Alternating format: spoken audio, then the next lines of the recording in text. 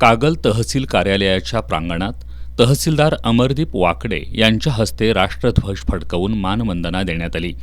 नगरपालिकेच्या प्रांगणात मुख्याधिकारी तथा प्रशासक अजय पाटणकर, कागल शहरातील गैबी चौकात सफाई कर्मचारी श्रीमती सुनीता माणिक कांबळे यांनी राष्ट्रध्वज फडकवला। पोलीस निरीक्षक गजेंद्र लोहार यांच्या हस्ते ध्वजारोहण करण्यात आलं।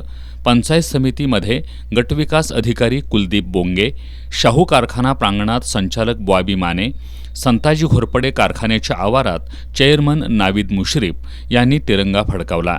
प्रजासत्ताक दिनानिमित्त विविध शाळा महाविद्यालयांमध्ये राष्ट्रध्वज फडकवण्यात आला।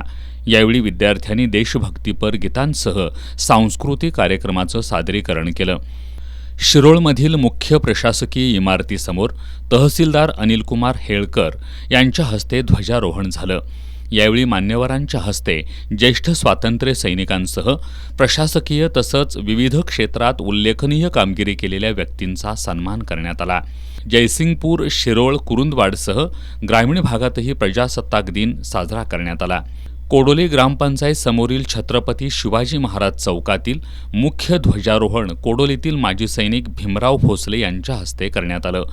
वारणा विविध उद्योग समूहाच्या वतीनं आमदार डॉक्टर विनय कोरे यांनी राष्ट्रध्वज फडकवला।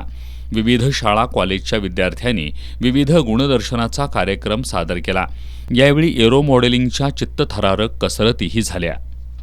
भारतीय प्रजासत्ताक दिनानिमित्त गोकुळ प्रकल्पातील कार्यस्थळावर संघाचे चेअरमन अरुण डोंगळे यांच्या हस्ते राष्ट्रध्वज फडकवण्यात आला। याप्रसंगी सर्व संचालक उपस्थित होते। यावेळी डोंगळे यांनी जिल्ह्यातील सर्व दूध उत्पादक, ग्राहक, वितरक आणि संघाचे अधिकारी कर्मचाऱ्यांना प्रजासत्ताक दिनाच्या शुभेच्छा दिल्या।